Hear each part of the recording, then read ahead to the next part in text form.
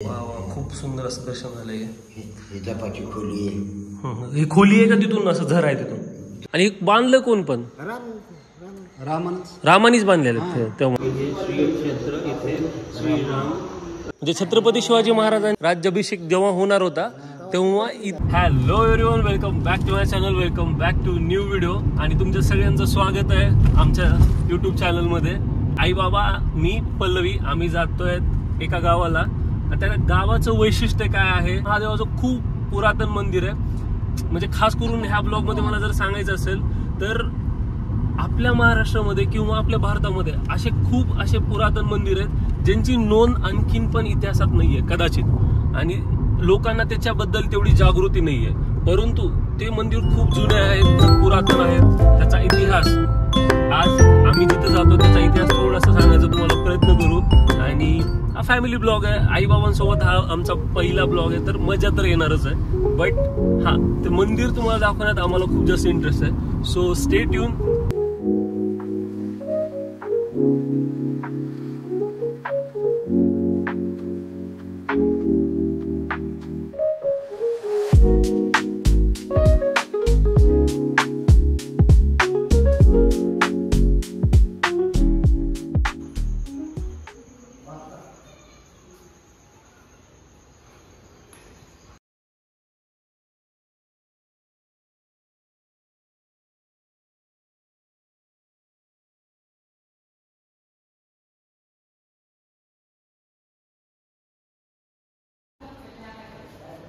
घ्या इकडे, घ्या बाजूला, घ्या इकडे बाजूला.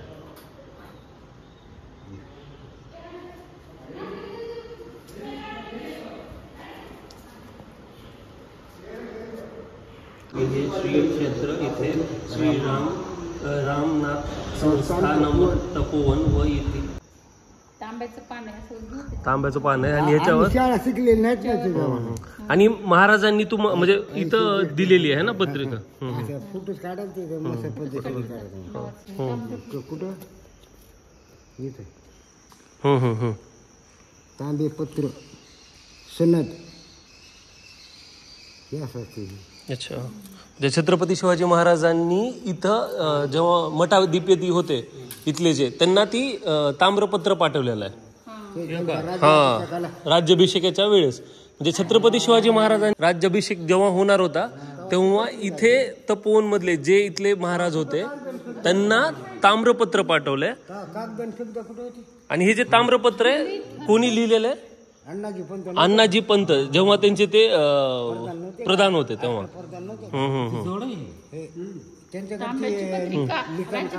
हा हा हा हा, नव्हतं माहिती आम्हाला. नव्हतं. आपला कोणता देव आहे? वैजनाथ आहे. कोणता? वैजनाथ. हा हा, काही इथं तुम्ही बघा.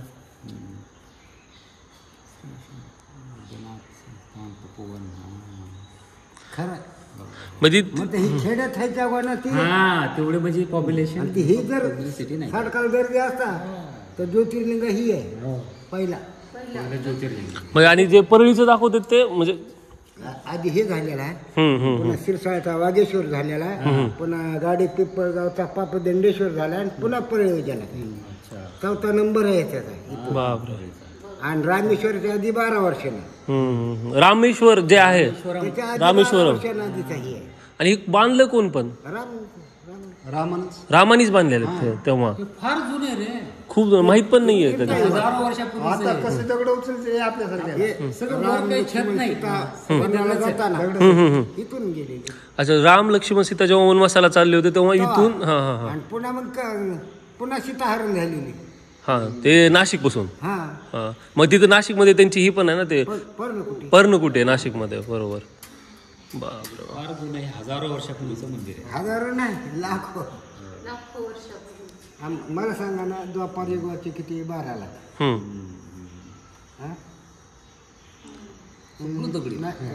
सिमेंट कसं? द्वापर युग, त्याच्यानंतर त्रेतायुग. तीर्थयुग 16 लाखाचा. हा, तीर्थयुग 12 लाखाचा. द्वापार युग 8 लाखाचा. आणि कलियुग 4 लाखाचा. 4,32,000. मग आता बघा हे खूप वर्षापूर्वीचं मंदिर आहे. हे आता हे डेव्हलपमेंट नंतर केले, काही नव्हतं. 12 रामाने राज्य केलं 11,000 वर्ष. हो रामाने राज्य. जेव्हा अशा ठिकाणी येतो ना तेव्हा कळतं की यार खूप खूप काही गोष्टी आहेत, खूप रहस्य असतात जे की माहिती नाही आहेत. पण चला आज ह्या मंदिरात इतका सुंदर अशा मंदिरामध्ये येण्याचा भाग्य आम्हाला लागलं आणि तुम्हालाही दाखवता येत आहे आम्हाला की किती सुंदर असं मंदिर आहे. ही माऊलींची मूर्ती का? हां. आता हे आहे पूर्ण मंदिराचा, म्हणजे बाहेरून आपण एंट्री केली आणि त्याच्यानंतर पूर्ण मंदिराचा मंडप आणि त्याच्यानंतर आहे हा मंदिराचा गाभारा. आता तुम्हाला इथून जेव्हा मी दाखवायचा प्रयत्न करतोय तर सगळं तुम्हाला पाणी दिसतंय बरोबर. तर आता ॲक्च्युली मला प्रॉपर कॅप्चर नाही करता येतं, जर मला फोटो दाखवत आला तर मी दाखवेल. आणि खाली आहे महादेवाची पिंड. येस, असं हे मंदिर, पुरातन मंदिर. महाराजांना आता रिक्वेस्ट केली आहे की खाली जाता येईल का, आपल्याला बघता येईल का. ही सगळी सिक्युरिटी म्हणजे जेणेकरून की लहान लेकरं असतील किंवा आणखीन कुठले भक्तगण असतील की पाण्यामध्ये तुम्हाला जाताना एकदम व्यवस्थित केअरफुली जावं लागेल. येस.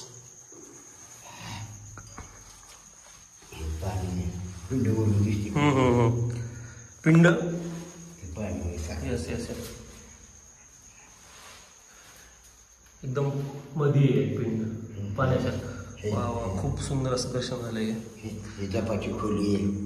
ही खोली आहे का तिथून असं झर आहे तिथून? जपाची खोली आहे, म्हणजे तिथं बसून तुम्ही मेडिटेशन करू शकता, महादेवांचं नामस्मरण करू शकता. आणि त्याच्यानंतर ही पिंड पूर्ण पाण्यामध्ये. असं पूर्ण मंदिर आहे. आणि हे मंदिर कोण बांधलंय तर रामाने बांधलेलं आहे. म्हणजे विचार करा किती जुनं, लाखो वर्ष जुनं हे मंदिर आहे. आपण केअरफुली जाऊयात. अशा पायऱ्या आहेत वरी जाण्यासाठी. ही वरी जाण्यासाठी पायऱ्या. दुसऱ्या मजल्यावर जाण्यासाठी इकडून पायऱ्या. अच्छा, ह्या ज्या पायऱ्या आहेत दुसऱ्या मजल्यासाठी जाण्यासाठी. हा, इकडे जाण्यासाठी वरी. आणि वरी कुठली खोली आहे? खाली पाणी असले की वरी जप. अच्छा.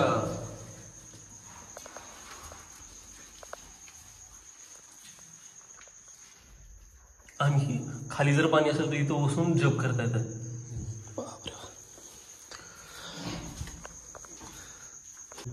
खूप छान वाटलं. मी नक्की ट्राय करेल इथलं लोकेशन द्यायचा डिस्क्रिप्शनमध्ये. जर कोणी परळी वैजनाथामध्ये येत असेल तर तिथून अवघ्या 35 किलोमीटर आहे, तर नक्की या. मी परत सांगायचा प्रयत्न करतो, कारण की अशा मंदिरामध्ये आल्याच्या नंतरच आपल्याला समजेल की यार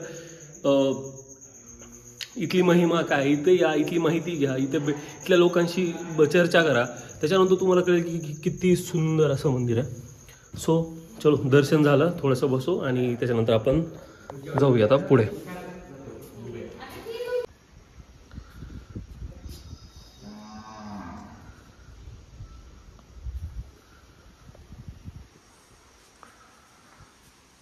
बागेचा परिसर असा.